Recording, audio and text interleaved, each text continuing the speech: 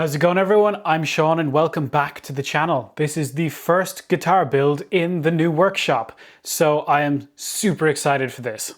This video I'm going to be making a kind of a new style of guitar that I really like. I'm going to take the old, the traditional, and blend it with the ultra modern to create something new, something that I really like and I think should be more popular than it actually is.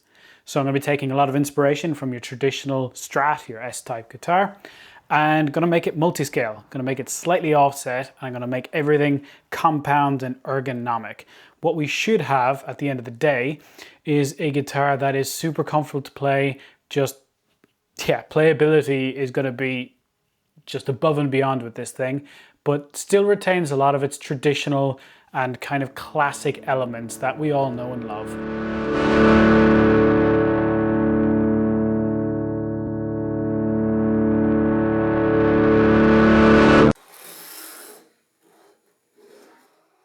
This build will start exactly the same as pretty much all of my other builds start, and that is with the neck.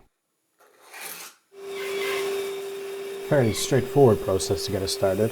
Just draw on the template and cut as close to that line as humanly possible on the bandsaw. The closer I can cut with this, the better it's going to be later on, because the next step is going to be routing, so the less I can get the router to do, the better. But of course, going too close to the line is quite dangerous. Just like Icarus, if you fly too close to the sun, you'll get burned. If I go too close to this line, there's a chance I go over it, and then my neck is going to be just a little bit smaller than I wanted it to be. I usually try and aim to be about a millimeter off the line all the way around, if I could possibly help it. I find that gives me just enough of wiggle room so that I don't run into trouble later on down the line. But again, it makes life much easier when using the router. I'll have a link to my website in the description of this video if anyone is interested in picking up a custom guitar. I do of course sell these. This is at the end of the day meant to be a business, and just making the videos, while I do really enjoy it, doesn't quite pay the bills.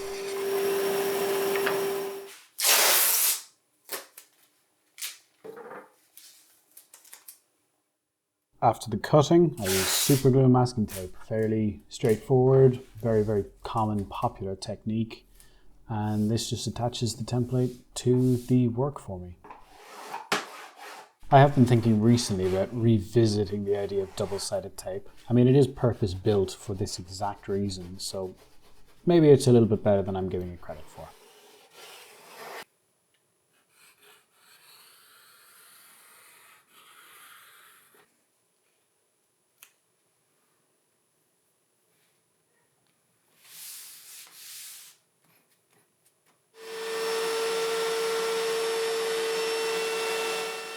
Now, grain direction is absolutely a thing when routing, but if you use a short enough bit like I am here, you can actually kind of ignore grain direction. It makes life a little bit easier. You do of course have to route everything out in steps, just again as you see here, but it's not too big of a price to pay for ease. I use the shaft bearing bit to do most of it, but then I will finish off the last little bit with this end bearing bit. It's a safety thing. It means that the cutting edge doesn't have to extend over the workpiece, and that's just safer. After the routing, mark the center line, mark the nut line, and then that's pretty much it at the moment for this template.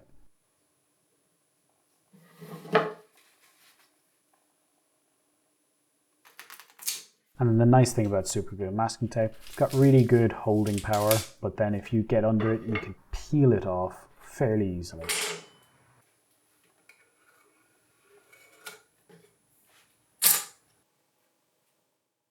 Of course, this is a multiscale guitar, so you can see here the nut line is not perpendicular to the center line.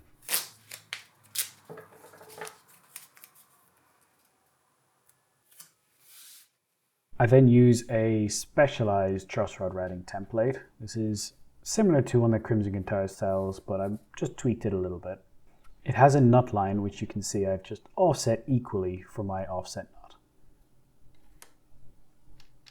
And then using the truss rod itself to set the depth stop on my router.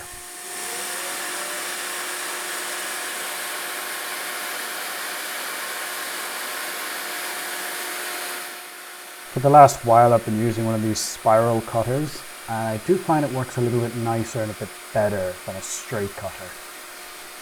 They're a bit more expensive, but the finish is better. I think it makes a bit less heat and a bit less kind of chatter. Just makes life a bit easier and a bit nicer. Template's really, really handy. You just back and forth, and then once you have it all done, I've got this little filler piece, blocks off most of the truss rod, and it allows me to get the bit where the actual nut is that little bit deeper. The idea with this template is I don't have to fit anything afterwards. It all turns out lovely and snug, which you'll see right here. Just pops in straight off the router. Doesn't move, nothing.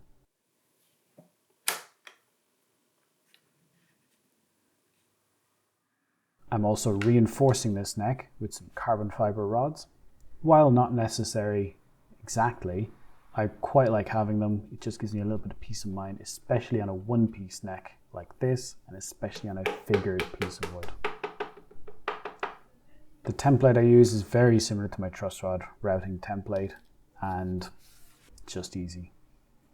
I use a little bit of masking tape just to cover the workings of the truss rod. You don't really need it over the full length.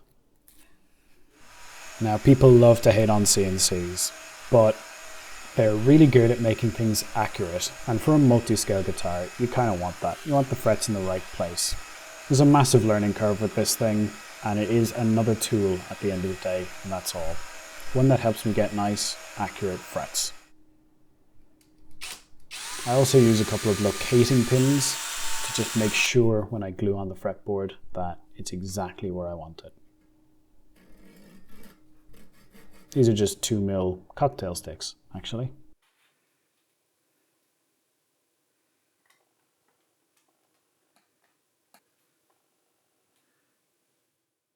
And whenever I glue a fretboard, I make sure to use a coil to spread all the pressure of the clamps.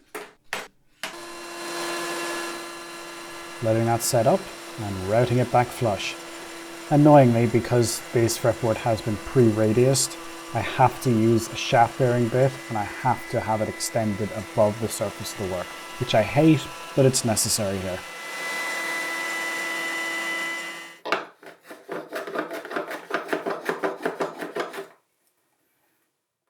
And of course I can't flush out the end of the fretboard, it has to be brought in with a plane.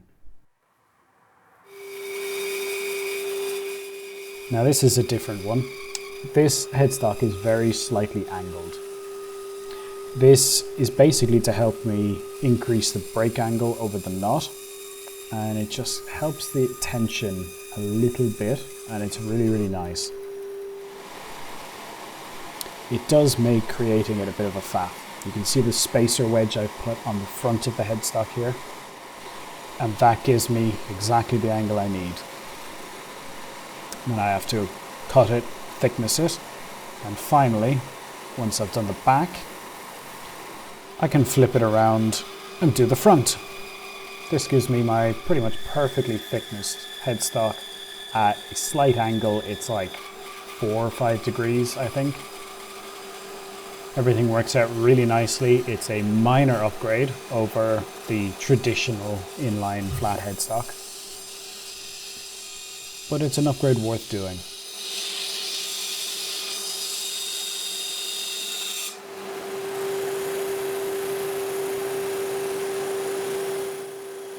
You can see the spacer block I have on the back of the headstock to ensure that I clear everything nicely. Otherwise the back of the neck would interfere with the fence. And then just using this spindle sander as a thickness sander on its side. These sanding cleaner blocks are brilliant.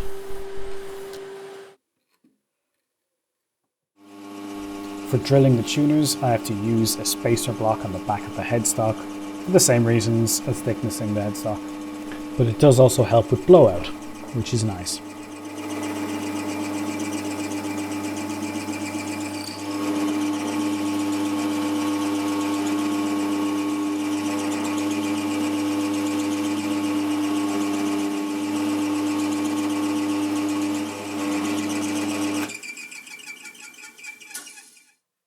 chose dots on this build because, well, I want to keep that traditional kind of vintage vibe with this. So these are nice mother of pearl 6mm dots, nice and simple, nice and easy.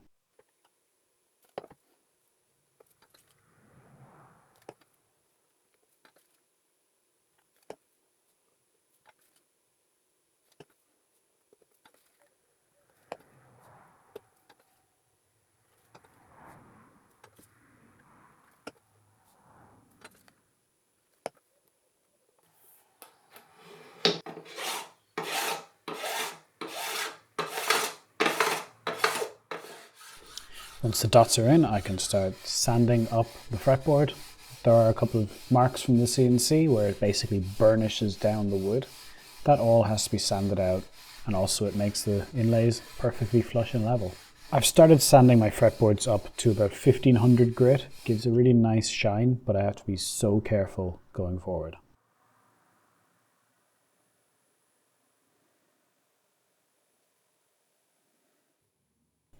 Fretwork is next, but to prepare the fretboard for the frets, a little bit of a bevel over each slot just helps them go in.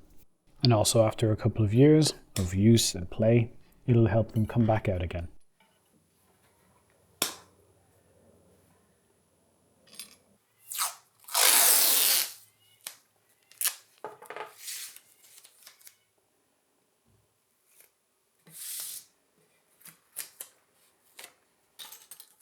While this fretboard isn't actually bound, I've done blind fret slots, which is something that's only possible on a CNC. And it does require that the tangs get nibbled for a nice flush look.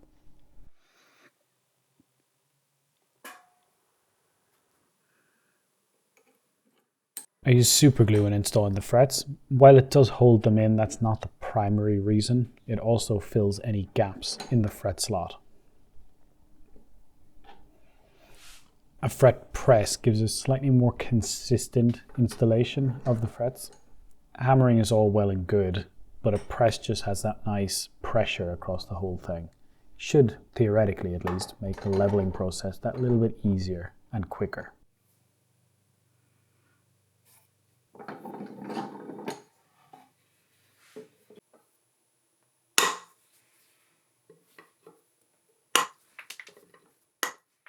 If you want to know exactly how to do fretwork like I do and get your guitar playing absolutely perfectly, check out one of my other videos. The link will be above in the top corner.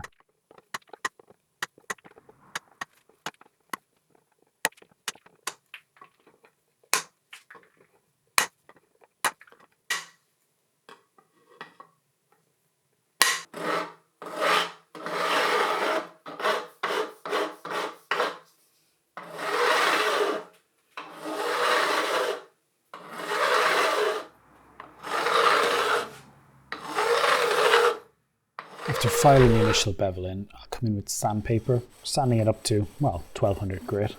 And that just lets me get the most perfect bevel that just needs no work later on. And you can see that nice fine line in the wood. That's exactly what I'm looking for.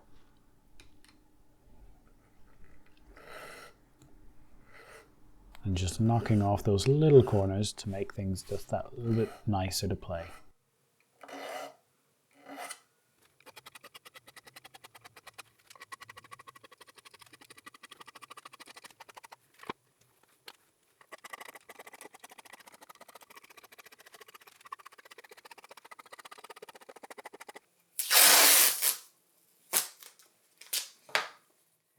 Once it's all nice and beveled, time to mask up and get ready for leveling. This is where sanding that fretboard up to 1500 grit can come back to haunt me. I need to make sure I do all of the fretwork at this stage pretty much perfectly and not touch the fretboard at all.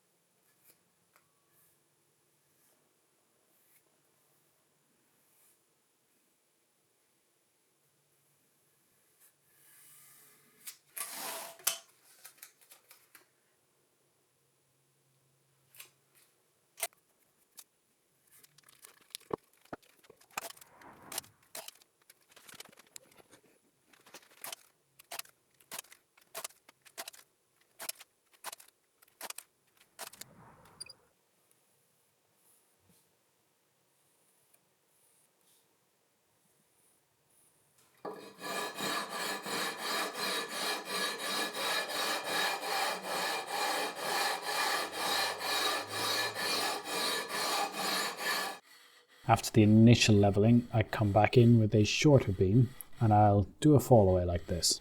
I'll sand the last fret a couple of times across, and then I'll sand the last 2 frets, the last 3 frets, the last 4, so on and so forth, until I get up to the 16th fret. After that, I come back in with some 600 grit on a short beam, following up with a 1200 grit before checking everything with the fret rocker.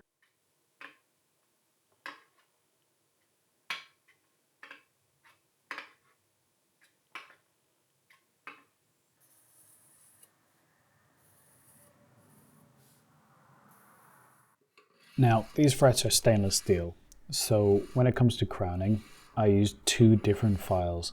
I start off with a slightly more coarse premium file from Crimson Guitars, and then I'll follow it all up with an ultrafine before coming in and putting a secondary bevel between the main crown and the main bevel. You almost can't see that extra little bevel, but it is there. All it's doing is breaking the corner. By finishing everything up with the ultrafine file, it means I can come in with this Merlon pad, which is roughly 1500 grit, and effectively that's all the sanding I need to do on these frets. After this, I'll be able to move straight on to polishing, and I will get a mirror polish.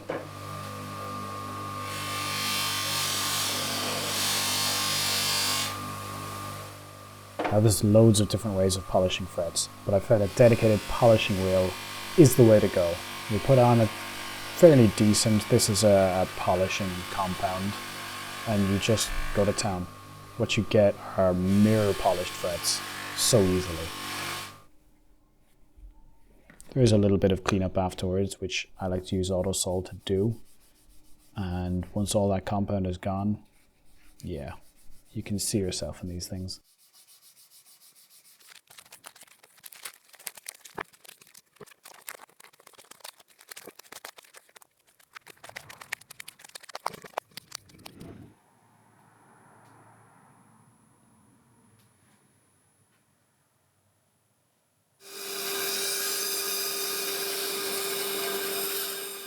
After doing all of the fretwork, it's time to move on to probably one of the most fun parts, which is carving the neck.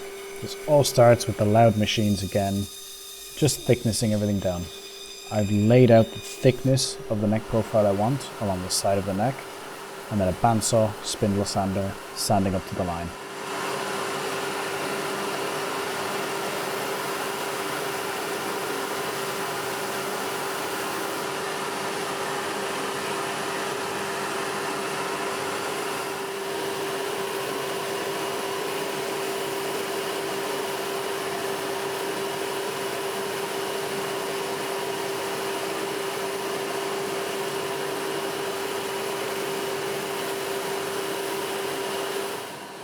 You can also use the spindle sander here to kind of rough in some of the transitions on either end of the neck.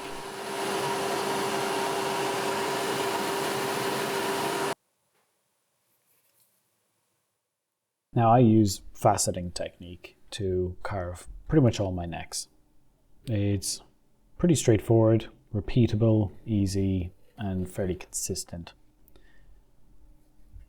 I've gone over it in other videos and I'm not going to get into too much detail, but basically you mark everything out, remove the bits between the lines that you've marked out, creating facets, and then you round it all out, and there you go, neck. On this one, it's a bit different. It's what I call a dynamic neck carve. First of all, it is offset, so the center, the brow of the neck carve is more towards the bass side at the nut and more towards the treble side at the heel. It also morphs, transitions, whatever, from a soft V shape at the nut to a standard or modern C towards the heel. So what this results in is a very, very comfortable neck that moves with you as you move up the neck. Your thumb naturally wants to stay on the brow of the neck carve on the back, and it's just very, very comfortable.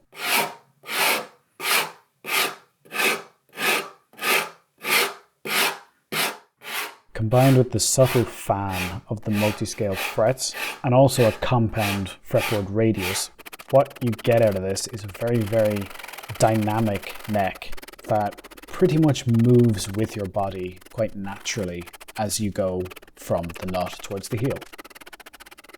It reduces wrist fatigue and all kinds of other things, but also makes actually playing it a bit nicer. That's a lot due to the compound fretboard radius.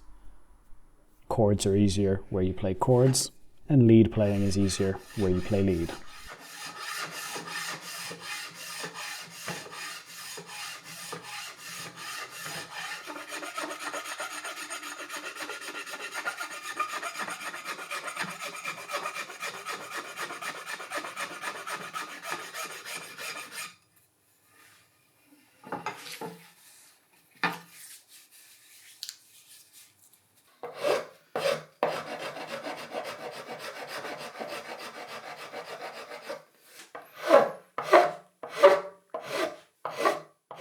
The volute is one of my favorite pieces to carve on any neck. And this one is a little bit unique because it's very slightly angled. You have just that little bit more meat to play with than you usually would on a flat headstock.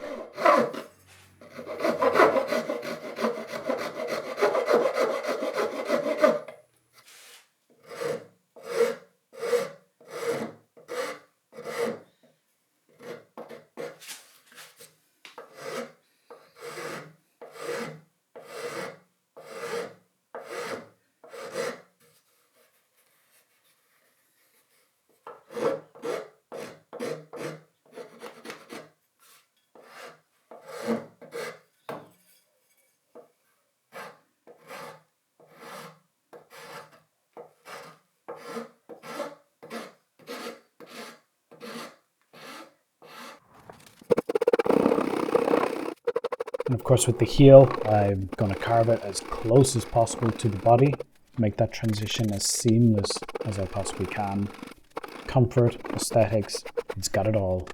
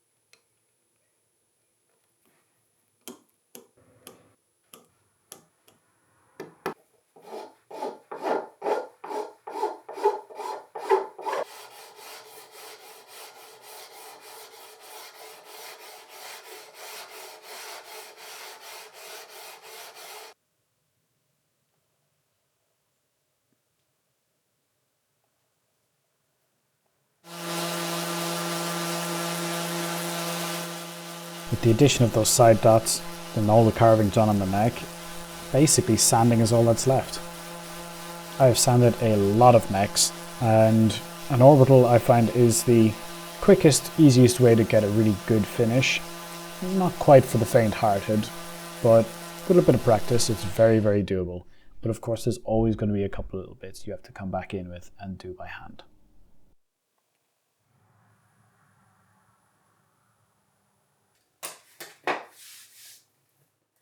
After the neck, it's time to move on to the body. And for that, I have this lovely piece of lightweight swamp ash.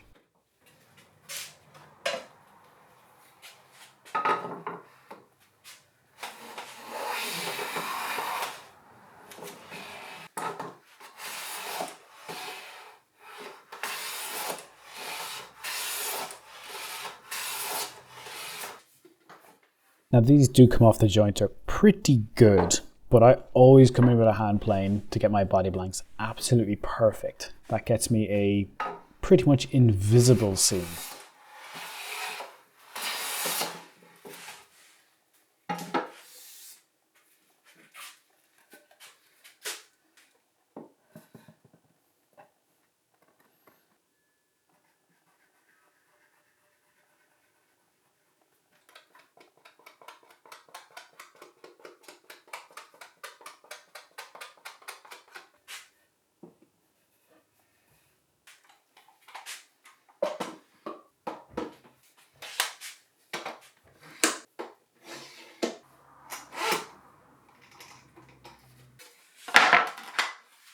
With the body all glued up, it's time to move on to the top. And I have this absolutely beautiful piece of figured sycamore. You can see a little bit of spalting, and it's also very highly flamed.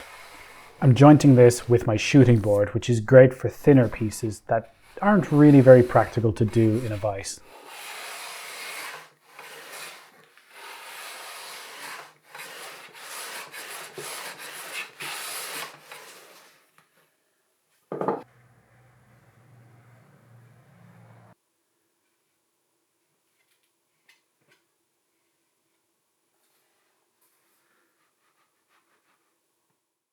When I glue my tops, I have the joint pretty much perfect already.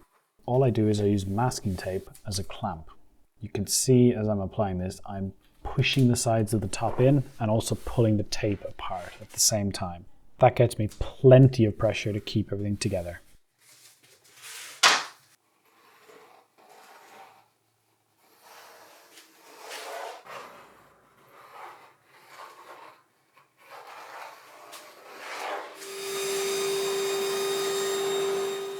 Both the top and the body will be cut pretty close. I usually give it 5 or 6 mil from the line here. And I'm also leaving a section at the butt of the guitar. Can't quite see it just here yet. And that is for a locating pin eventually. You can see it a bit more here on the body where the line that I've drawn just strays a bit further away from the line of the body itself. I'm cutting them separately like this, and then they will be glued like this because you always want to cut in to a glue joint. That gives you the best chance for a seamless joint. As this has an arm carve and also a top, I don't want to interrupt the top or carve through it. So I have to give it an arm carve first.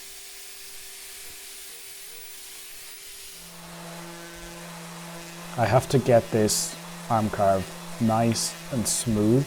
The transition has to be good because I'm going to bend the top down to it.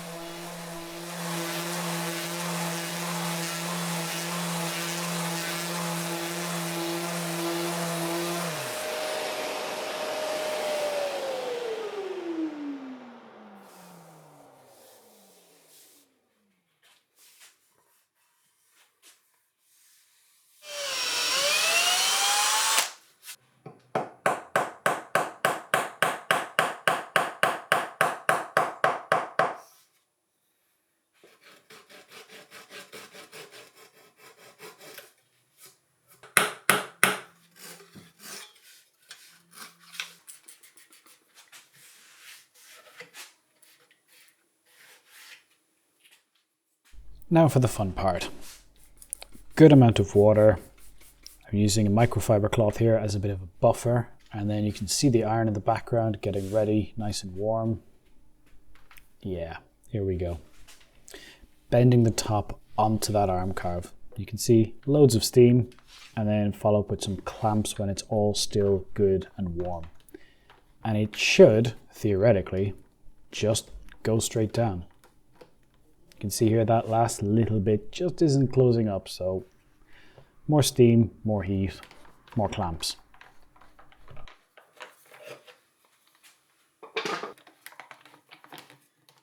Once the top conforms, I can then let it dry. It's very important. Apply glue, get it glued up.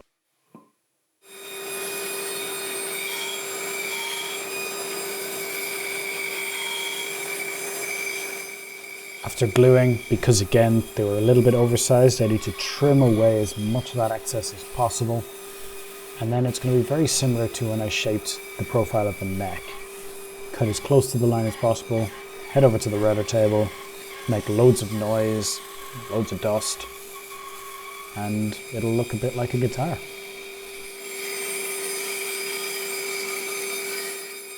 Now it's worth noting here that yeah, the finish I'm getting off this bandsaw is pretty poor.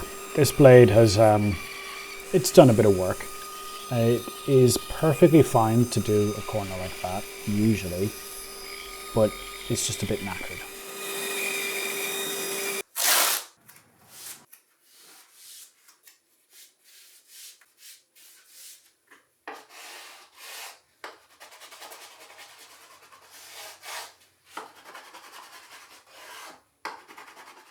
With the body rough cut, I now need to attach the template again with super glue and masking tape. And importantly, this has to go to the back of the body because of course we have that arm carve on the front.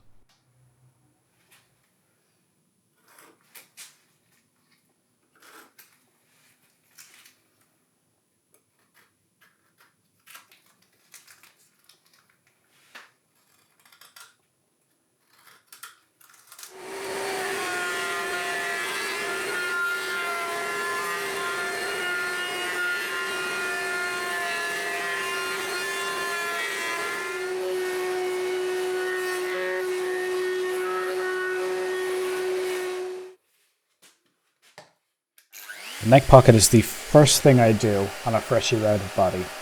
That lets me get the neck in and I can make sure that everything lines up perfectly and tweak the center line if I absolutely need to. I've made a video on how exactly I do my neck pocket templates, so if that's something you're interested in, there will be a link.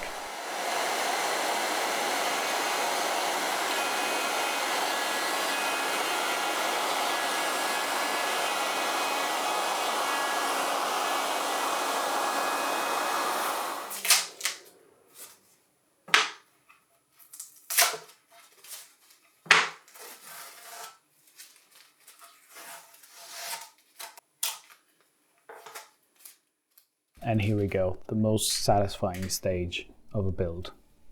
Right when it starts to look like a guitar.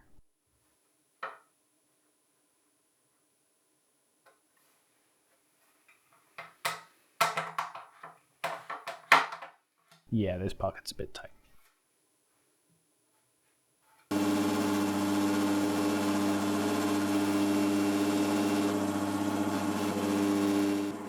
When doing neck ferrules, I always mark it out from the inside of the pocket, drill through, and then drill the recess for the ferrule first, before drilling the actual through hole for the bolt. And here's my high-tech depth checker.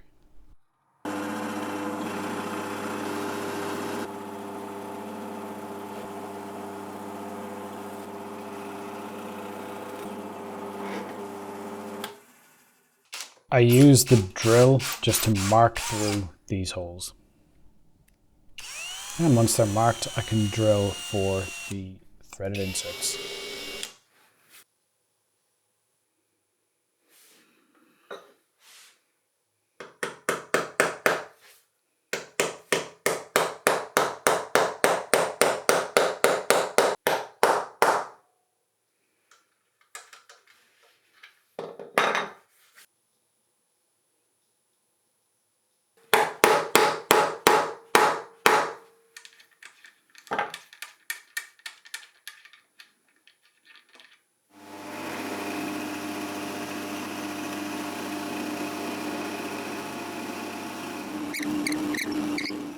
I made the decision on this that I didn't want a pick guard because this top is really quite nice. So all of the pickups are going to be rear mounted, which does make installing them and doing the routing a little bit awkward. I route the opening from the front first all the way through, and that helps me then locate everything on the back.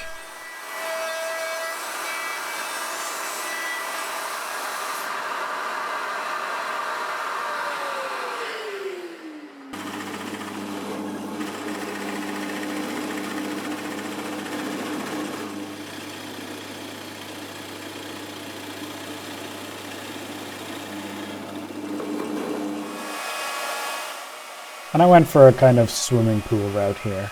It is going to help with weight a little bit, even though this is kind of swamp ash and weight's not that much of an issue.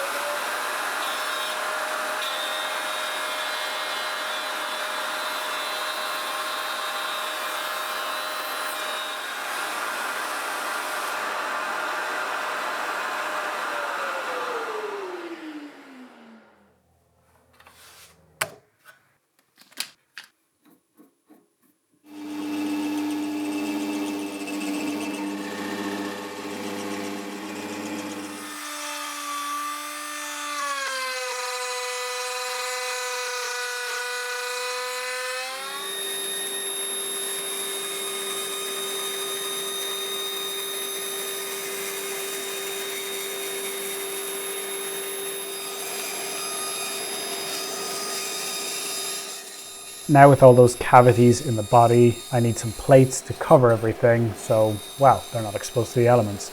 That's where backplates come in. These are of sycamore, which is the same material as the top, which just kind of ties everything nicely together. It gives it a nice consistent feel throughout. I usually like to try and use offcuts from the top whenever I can, but unfortunately I just didn't have any pieces big enough for that.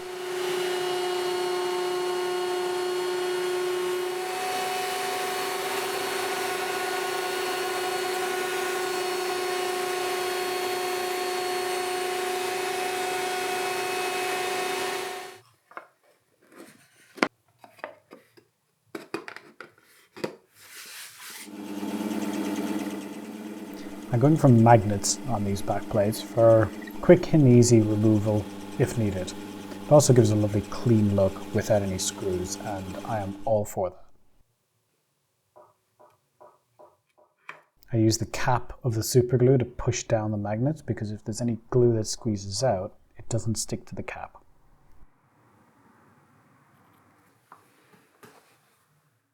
And just in case we forget wood is a living thing, you can see all the super glue traveling along the pores coming out on the end grain. And finally, to be able to take these out nice and easily, I am beveling just one end of them. Basically put a heavy chamfer on it and then it pops in like so and pivots up. One of my favorite things to do.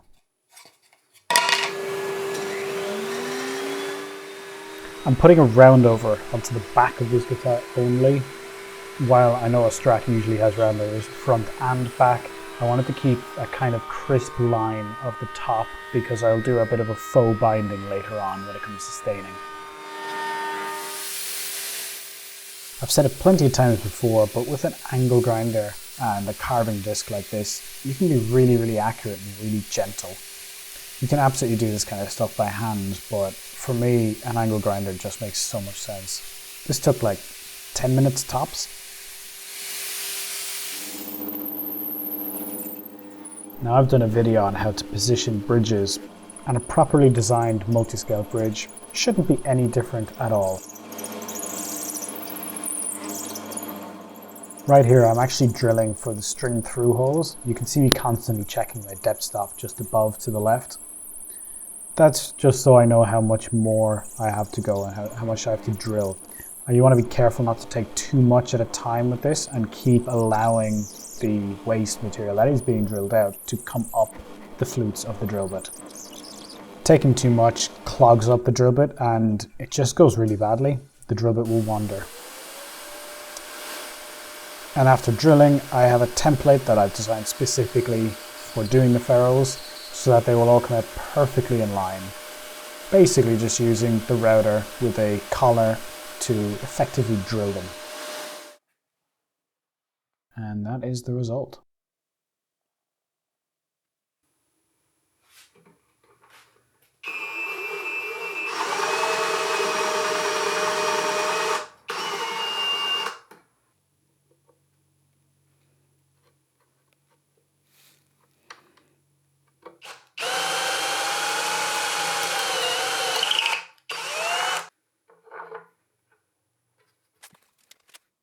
The staining on this is a bit of a complex beast. To start off, it's relatively straightforward. I'm going to stain on everything bar the top, which gets a brown stain, which will just help highlight the nice figuring of this wood. Sanding it then all back just so it stays in the grain only. You practically can't see it, and that is exactly what I want. I'm using crimson guitar stains for this, yellow out to an amber, out to a brown for a vintage sunburst, in keeping with the theme of a traditional styling on a modern guitar.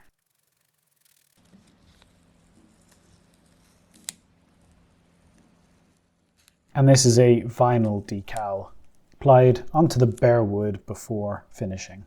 It gets finished over and it turns out really nice.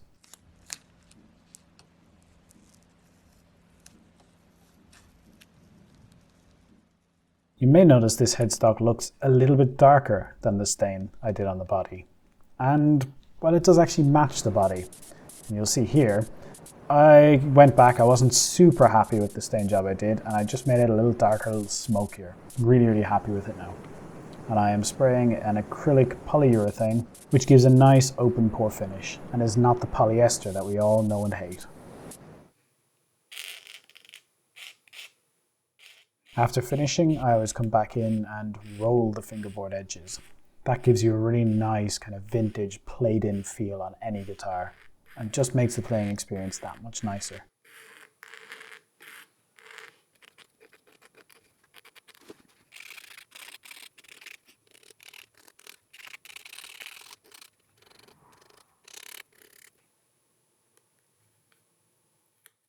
After doing the bulk of the work with the razor blade, you can see I'm masking off the fret, coming in with Merlon pad, which is that same 1500 grit that is on the rest of the fingerboard. That just makes sure that it's all nice and consistent before coming in with wax. I quite like wax over fretboard restorative at the moment. I just think the sheen is a little bit nicer. A half pencil marks out the height of this bone nut blank for me before I shape it roughly to size.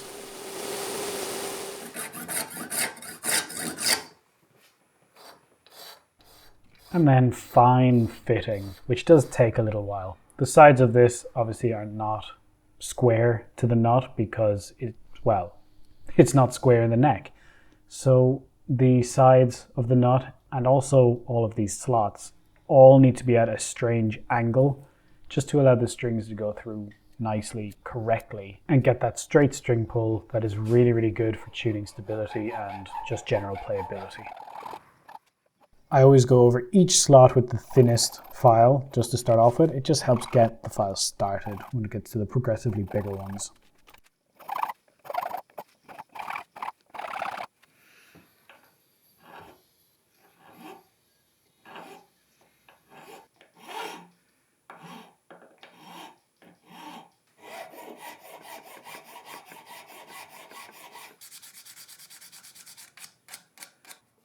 At this stage, I'm just kind of going overboard, polishing it up just a little bit more, getting a nice sheen on it, and yeah, buffing it up.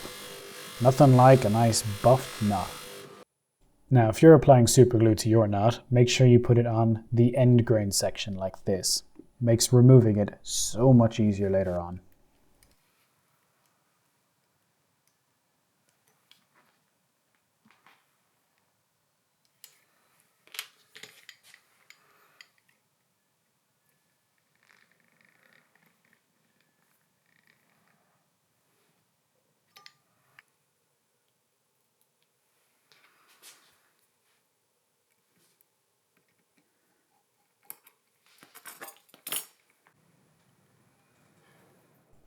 Now every bridge needs a ground. Well, more specifically, every string needs to be grounded. And because this bridge is made of wood, I have had to thread this wire through each one of the individual string ferrule holes. Yeah, I don't recommend that.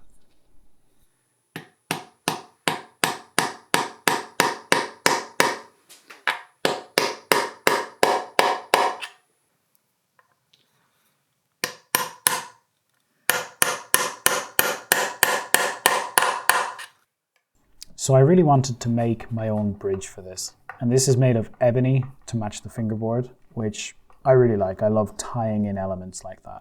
It's got stainless steel saddles for that extra tone, that extra sustain. And it's really low profile, so it's super comfortable in the hand when you're playing. I'll be selling these bridges through my website. If it's something you're interested in, head over there and check them out. Again, the link is going to be in the description below this video.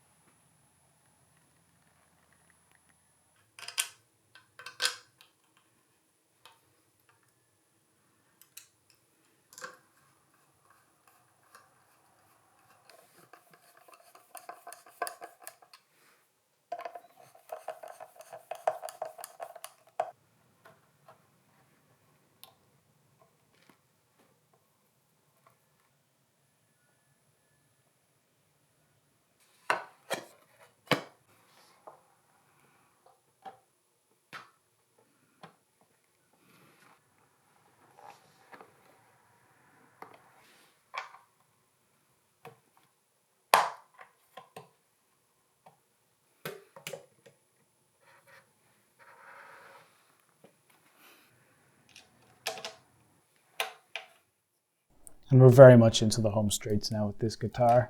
And don't worry, there is a sound demo coming up. If you've made it this far, thank you so much for watching. Make sure to hit that like, that subscribe, all that good stuff. Leave a comment, whatever. Let me know your favorite part of this build or your least favorite. I don't care. Again, like I said at the top of this, I do sell guitars, and if you're interested in purchasing one like this or another custom, anything like that, please get in touch. Through my website is the easiest thing, or through Instagram, whatever. All the links to that are going to be below.